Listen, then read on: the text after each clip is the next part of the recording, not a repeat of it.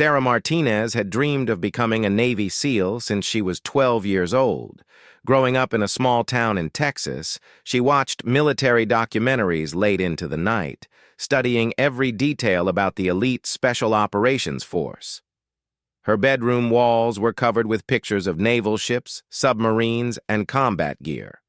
While other girls her age collected makeup and fashion magazines, Sarah collected military handbooks and survival guides.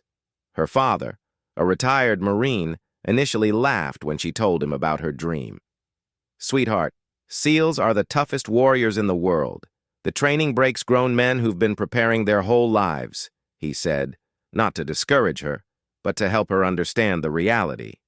Sarah just smiled and continued her daily routine of running 5 miles before school, doing push-ups until her arms burned, and practicing swimming techniques at the local pool. Throughout high school, Sarah maintained perfect grades while excelling in every sport she joined. Track and field, swimming, martial arts, and shooting competitions. She dominated them all. Her coaches often said she had the heart of a warrior and the discipline of a monk. Sarah never dated, never went to parties, and rarely socialized beyond what was necessary. Her singular focus was preparing for the day she could apply to become a SEAL. After graduating as valedictorian, Sarah enlisted in the Navy immediately. She chose the most physically demanding job available, aviation boatswain's mate, to prove she could handle anything the military threw at her. During her first deployment on an aircraft carrier, she worked 18-hour days in scorching heat, directing fighter jets on the flight deck. The work was dangerous and exhausting, but Sarah thrived in the high-pressure environment. Her commanding officers quickly noticed her exceptional performance. She volunteered for every dangerous mission, completed tasks faster than anyone else, and maintained perfect physical fitness scores. During emergency drills, Sarah remained calm when others panicked. When equipment failed during critical operations, she improvised solutions that saved lives and millions of dollars in aircraft. After 2 years of outstanding service, Sarah felt ready to apply for SEAL training. She had exceeded every physical requirement, earned multiple commendations, and received glowing recommendations from her superiors. The application process was grueling, involving psychological evaluations, medical examinations, and extensive background checks. Sarah passed every test with flying colors. The day her application results arrived, Sarah was working on the flight deck when her supervisor called her to the office. She expected good news, maybe even congratulations. Instead, she found a single sheet of paper with a brief rejection letter. The reasons listed were vague and unsatisfying. "Does not meet current operational requirements," and "Selection Board recommends pursuing other career opportunities." Sarah read the letter 3 times before the words sank in. 4 years of preparation, 2 years of exemplary service, and perfect test scores, all dismissed with bureaucratic language that meant nothing. Her supervisor, Chief Petty Officer Reynolds, looked uncomfortable as Sarah stood silently holding the paper. "Martinez, I want you to know this wasn't about your performance," Reynolds said quietly. "Your record is spotless. Sometimes these decisions come down to politics and timing rather than merit." Sarah nodded, folded the letter carefully, and returned to her duties without saying a word. That night, alone in her bunk, Sarah felt the weight of rejection settling over her like a heavy blanket.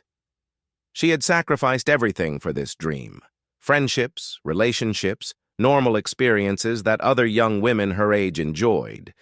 The logical part of her mind understood that SEAL selection was incredibly competitive and many qualified candidates were rejected, but her heart felt the sting of failure for the first time in her life. Sarah called her father from the ship's communication center the next day. "Dad, they said no," she whispered into the phone, fighting back tears she had held in for 24 hours. Her father was quiet for a long moment before responding. "Mija, rejection is just redirection. Sometimes life closes one door to open a better one. What are you going to do now?" The question haunted Sarah for weeks. she could accept the rejection, continue her naval career in her current role, and eventually transition to civilian life with an honorable discharge. Many people would consider that a successful military career. But deep inside, Sarah knew she wasn't finished fighting for her dream. She began researching why her application might have been rejected. Late at night, using the ship's computer terminals, Sarah studied SEAL selection statistics, training requirements, and success rates. What she discovered made her angry and more determined than ever. The data showed a clear pattern of bias against women in special operations, despite official policies claiming equal opportunity. Sarah learned that no woman had ever completed SEAL training successfully. Several had attempted the program over the years, but all had either quit or been removed for various reasons. The military officials always cited physical limitations or psychological stress as factors, but Sarah suspected there might be more to the story. During her off-duty hours, Sarah began an intensive personal training program that went far beyond normal military fitness standards. She woke up at 4 a.m. to swim laps in the ship's small pool, did calisthenics during her lunch breaks, and studied combat tactics until late at night. Her fellow sailors thought she was pushing herself too hard, but Sarah had a plan forming in her mind. She also spent hours at the ship's firing range, practicing with every weapon available. Sarah had always been a good shot, but now she became obsessed with perfection. She studied ballistics, wind patterns, breathing techniques, and trigger control with scientific precision. The range instructor, a crusty old petty officer named Jackson, noticed her dedication and began giving her advanced tips.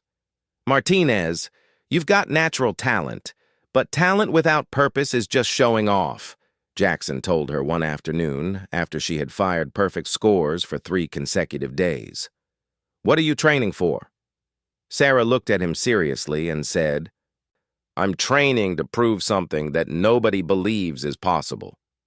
Jackson raised an eyebrow but didn't ask for details. Over the following months, he helped Sarah access advanced shooting equipment and taught her techniques normally reserved for special operations personnel. Under his guidance, Sarah's accuracy improved from excellent to extraordinary. She could hit targets at distances that impressed even experienced snipers. As her deployment neared its end, Sarah made a decision that would change everything. She would apply for SEAL training again, but this time she would make sure they couldn't ignore her abilities. She spent her final weeks at sea developing a strategy that was bold, risky, and completely unprecedented. Sarah knew that simply reapplying with the same qualifications would result in another rejection. She needed to do something that would force the selection board to reconsider their decision. She needed to demonstrate a level of skill that was impossible to dismiss or explain away with bureaucratic excuses. The plan she conceived was audacious and potentially career-ending if it backfired. But Sarah had reached a point where playing it safe meant accepting defeat, and that was something she simply couldn't do. As the ship prepared to return to port, Sarah prepared to bet everything on one moment that would either open the door to her dreams or close it forever. Back on shore, Sarah threw herself into preparation with an intensity that bordered on obsession. She used her accumulated leave time to train at civilian facilities that offered advanced tactical courses. Every dollar of her military pay went toward ammunition, range fees, and specialized equipment. She practiced for 12 hours a day, 7 days a week, pushing her body and mind to their absolute limits. Sarah contacted every shooting instructor, former SEAL, and military contractor she could find. Most ignored her emails, but a few responded with curiosity about her unusual request for extreme precision training. One former Navy SEAL sniper, a weathered man named Marcus Thompson, agreed to meet her at a private shooting facility outside San Diego. Thompson had served 15 years with the SEALs before retiring due to injuries sustained in Afghanistan. When Sarah explained her situation and her plan, he studied her with calculating eyes. "You realize what you're proposing is basically impossible under pressure, right?" Even the best snipers in the world can't guarantee 15 consecutive perfect shots when their entire future depends on it. Sarah met his gaze without flinching. Then teach me to be better than the best. Thompson was quiet for a long moment, then nodded slowly. All right, let's see what you've got. What followed was the most intensive month of training Sarah had ever experienced. Thompson didn't just teach shooting techniques. He taught mental warfare, psychological control, and how to perform under crushing pressure. Every morning began with meditation exercises designed to eliminate distracting thoughts. Sarah learned to control her breathing so precisely that she could slow her heart rate on command. Thompson set up increasingly difficult shooting scenarios, adding stress factors like time limits, loud noises, and physical exhaustion to simulate real combat conditions. Shooting isn't about the gun or the target, Thompson explained as Sarah struggled through a particularly challenging drill. It's about controlling the space between your ears. Fear, doubt, anger, excitement. They're all enemies of accuracy. You need to become a machine that happens to be operated by a human brain. The training was brutal. Thompson would wake Sarah at random hours, force her to run 5 miles with full gear, then immediately require her to hit targets at extreme distances. He criticized every tiny flaw in her technique, every slight tremor in her hands, every moment of hesitation before pulling the trigger. Sarah fell into bed each night with her arms aching and her mind spinning with technical adjustments. But gradually, something extraordinary began to happen. Sarah's shooting transcended mere accuracy and became an art form. She could compensate for wind, lighting, and equipment variations instinctively. Her groupings became so tight that multiple bullets passed through the same hole. Thompson, who had trained hundreds of military personnel, admitted he had never seen natural talent developed to such a refined level. The real breakthrough came during Sarah's final week of training. Thompson had set up a course that required 15 consecutive shots at varying distances and angles, each more difficult than the last. The targets ranged from 100 yards to 800 yards, with obstacles, weather conditions, and time pressure added to increase difficulty. "This is it," Thompson said, handing Sarah her rifle. "If you can do this consistently, you might actually have a chance at pulling off your crazy plan.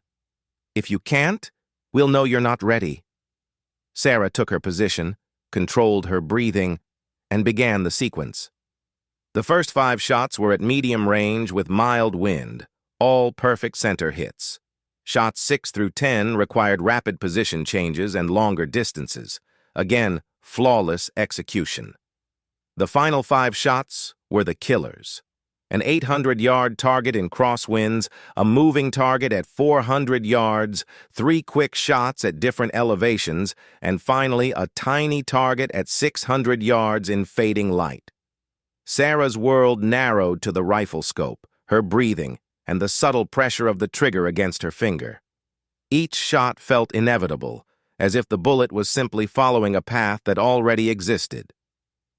When the range safety officer called "clear," Sarah had achieved 15 consecutive bullseyes under the most demanding conditions Thompson could create. Even Thompson, who rarely showed emotion, broke into a rare smile. "I've been doing this for 25 years, and I've never seen anything like that. You're ready." Sarah's plan was elegantly simple and completely audacious. She would request a meeting with the SEAL Selection Board under the pretense of appealing her rejection. During that meeting, she would challenge them to a demonstration that would be impossible to ignore or dismiss. If they agreed to her terms, she would attempt something no military candidate had ever tried before. 2 weeks later, Sarah walked into the Naval Special Warfare Command headquarters wearing her dress uniform with every ribbon and medal perfectly aligned. She had requested a meeting with Captain Williams, the officer who oversaw SEAL selection, claiming she had new information relevant to her application. Williams, intrigued by her formal request and impeccable service record, agreed to see her. Captain Williams was a career military officer who had served with the SEALs for over 20 years. He was known for his fairness, but also his unwillingness to bend rules or make exceptions. When Sarah entered his office, he gestured for her to sit and got straight to business. "Petty Officer Martinez, your request for this meeting was unusual. What new information do you have regarding your application?" Sarah had rehearsed this moment countless times, but her heart still raced as she spoke. "Sir, I believe my rejection was based on assumptions rather than demonstrated capability. I'm requesting an opportunity to prove my qualifications through a practical demonstration rather than just paperwork and standardized tests." Williams leaned back in his chair, clearly skeptical. "The selection process exists for good reasons, Martinez. We can't make exceptions based on individual requests for special treatment." Sarah had anticipated this response and was ready with her counter-argument. "Sir, I'm not asking for special treatment. I'm asking for a chance to demonstrate skills that are directly relevant to SEAL operations under conditions that would be equally challenging for any candidate. What happened next would become legendary within the naval special warfare community." Sarah outlined her proposal, a shooting demonstration that would test precision, consistency, and performance under pressure. 15 consecutive shots at varying distances and conditions, with the entire selection board as witnesses. If she succeeded, her application would be reconsidered. If she failed, she would never apply again and would accept assignment to any duty station the Navy chose. Williams studied her for a long moment, recognizing something in her eyes that reminded him of the most determined operators he had served with. Against his better judgment and standard protocol, he found himself agreeing to witness what would either be a spectacular failure or an unprecedented display of military marksmanship skill. The demonstration was scheduled for the following Friday at the Naval Special Warfare Training Facility. Word had spread quietly through the command structure about the unusual event. Several senior officers, instructors, and even a few active SEALs gathered to witness what many expected would be a young sailor's public humiliation and the end of her military aspirations. Sarah arrived at the range an hour early, carrying her personal rifle and equipment in a weathered case. She had barely slept for 3 days, not from nervousness, but from the strange calm that had settled over her. This moment represented 4 years of preparation, and she felt ready in a way that transcended confidence or doubt. Captain Williams had assembled the most challenging shooting course possible within safety regulations. The targets were positioned at distances from 300 to 900 yards, with varying elevations and wind conditions. Some targets were standard bullseyes, others were military silhouettes, and the final few were smaller than a dinner plate. Weather conditions were deliberately chosen for maximum difficulty: gusty winds and variable lighting as afternoon clouds moved across the desert range.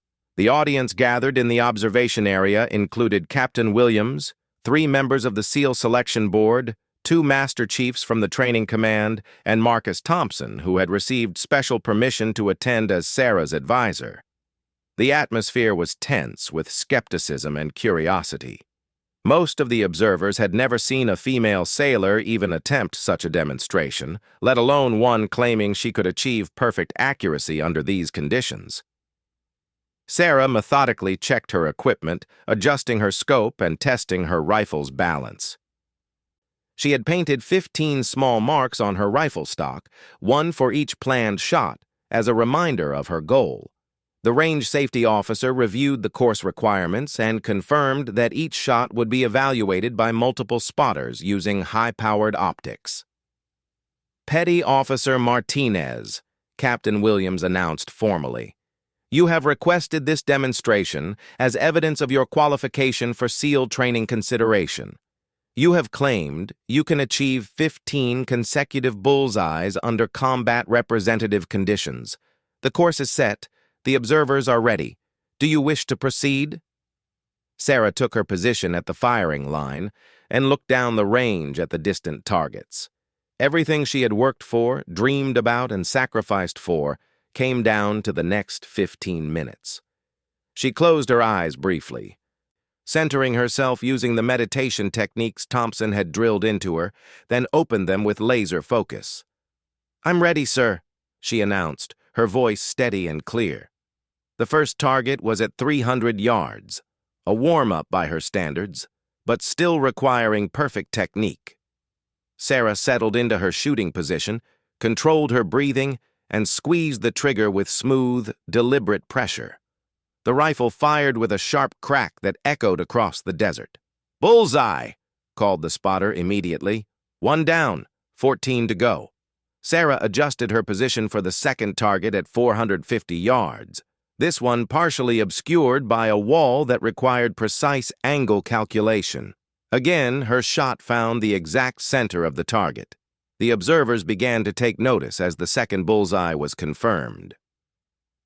Targets 3 through 5 were at progressively longer ranges with increasing wind interference. Sarah adapted to each condition automatically, making minute adjustments to her aim and timing her shots to coincide with brief lulls in the wind patterns. Each bullet found its mark with mechanical precision. The skeptical murmurs from the observation area gradually faded into concentrated silence. By the seventh shot, even the most doubtful observers realized they were witnessing something extraordinary. Sarah's movements were economical and purposeful, showing no signs of pressure or fatigue. She transitioned between targets with smooth efficiency, never rushing but never hesitating. Each shot followed the same precise ritual: assess conditions, adjust position, control breathing, fire. The 8th through 12th targets included several that were moving slowly on mechanical systems, simulating real combat scenarios where targets don't remain stationary. Sarah tracked each moving target with her scope, calculating lead angles and timing her shots to intersect the target's path.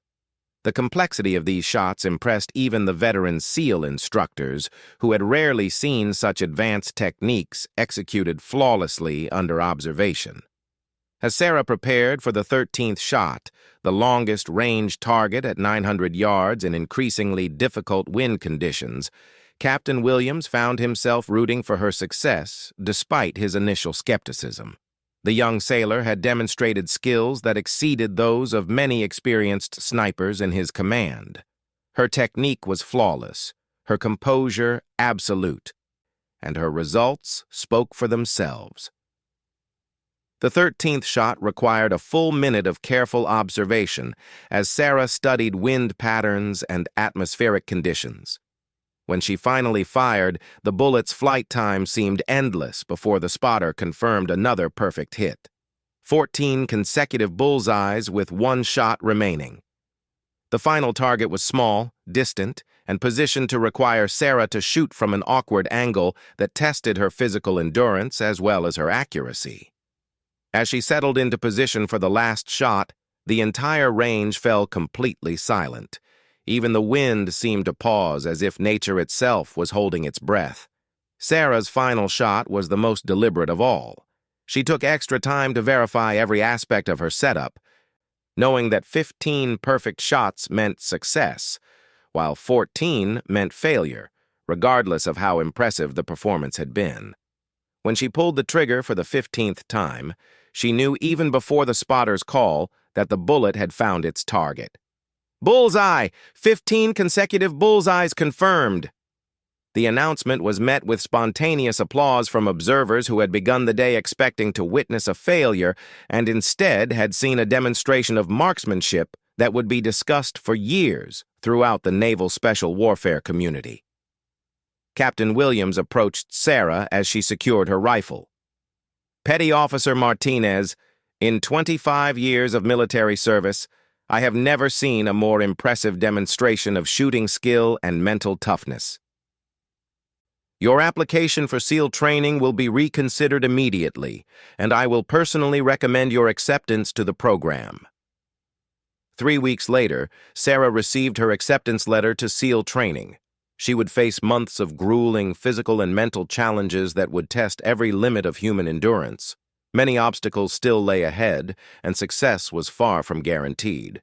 But as she reported to basic underwater demolition SEAL training for the first time, Sarah carried with her the confidence that comes from proving the impossible is merely difficult when backed by preparation, determination, and 15 perfect shots that changed everything.